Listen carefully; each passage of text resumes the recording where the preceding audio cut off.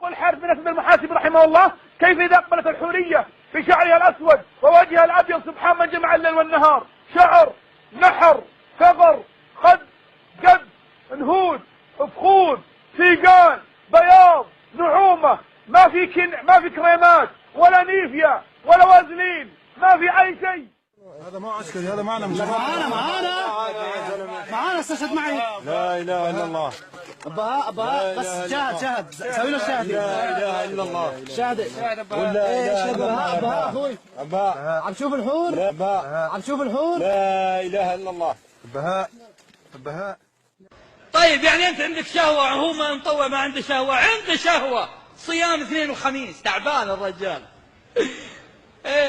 لكن هو استجاب لامر الله، وانت قعدت تناظر.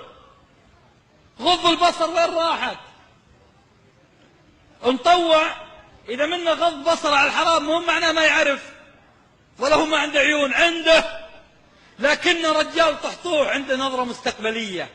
يوم اغض بصري على الحرام من اجل ان اتلذذ بالحور العين.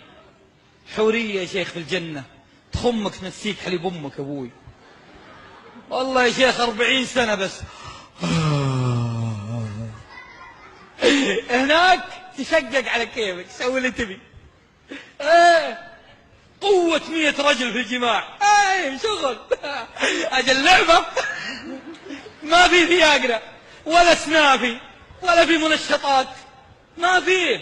قوة 100 رجل في الجماع، 72 حورية. انا هكلم ولية الاداب. قومي يا ابن الكلب، انت هو من هنا. قومي يا ابن الكلب. في بس يا بوب، قوم انت هو من هنا. يلا امشي يا بوب، يلا امشي.